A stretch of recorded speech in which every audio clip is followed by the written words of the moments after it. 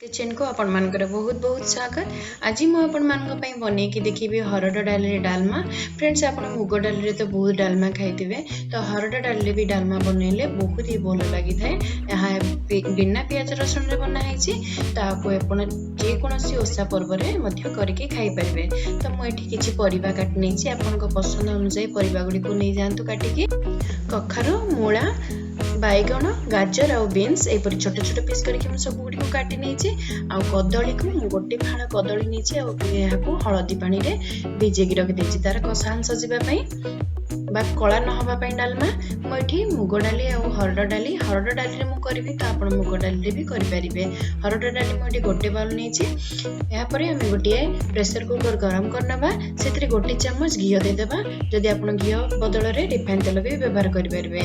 यापर आम जीरा, सुखिला लंका और तेजपत्र को पकईदेवा। मुझे हाफ चामच नहीं जीरा, 2टी सुखिला लंका और 2टी तेजपत्र।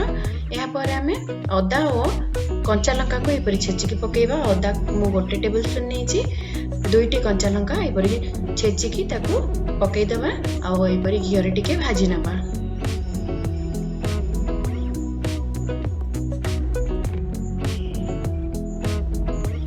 टिके समय भाजी सारा पर आम 2 ग्लास पानी देदेबा।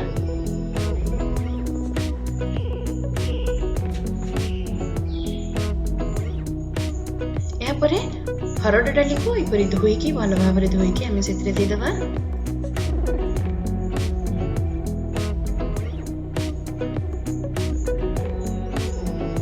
हाफ चम्मच हलदी पाउडर पकेबा।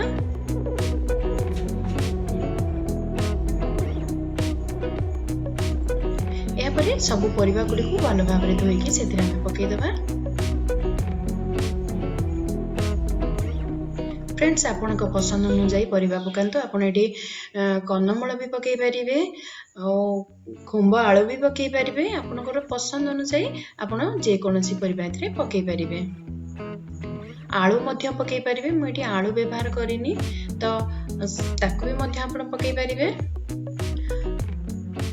1 टेबल स्पून लूण पकईदेबा।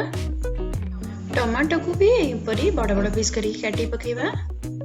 मुझे गोटे टमाटो नहीं, यापर आम प्रेसर कुकर लिड को बंद करदे। आउ 3टा हुइसिल आसवा पर्यंत छाड़देबा। या मीडियम फ्लेम रे रखिबे। ता भीतर आम जीरा और सुखिला लंका को भाजी नबा। गोटे तावा गरम करनबा, से गोटे टेबल स्पून जीरा पकईदेबा और 2टी सुखिला लंका को पकईबा। या रोस्ट करनबा बा भाजी नबा। या बेसी पोड़ीबेनी, जस्ट हल्का आंच रे यपरी टिके भाजी नियंतु।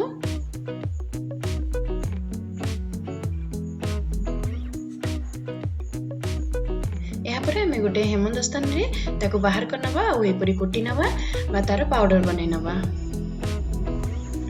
यापर आम देखि नबा हमर डाली भल भाव रे सिझी गलान कि नहीं।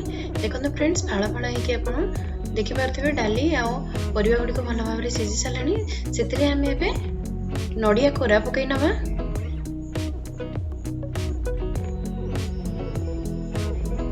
आपण एठी भजा हेतिबा जीरा को भी मध्य पकई पारिबे, धनिया पत्र पकई पारिबे। तो याको एबे गोटे प्लेट रे काढी नबा आ ता ऊपर टिके जीरा पाउडर को पकई नबा। नडिया कोरा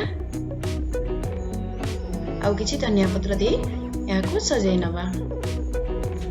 यह आपण जेकोसी ओषा पर्व में करके खाई पारे। जदि ये वीडियोटी आपण मानक भल लगी थाए प्लीज मो चैनल को सब्सक्राइब करनियंतु, पाखर थिया बेल आइकन को दबांतु। आ भल लागिथिले लाइक बटन दबांतु आ कमेंट रे जणांतु आपण मानकु किपरि लागिला। रहूची नमस्कार।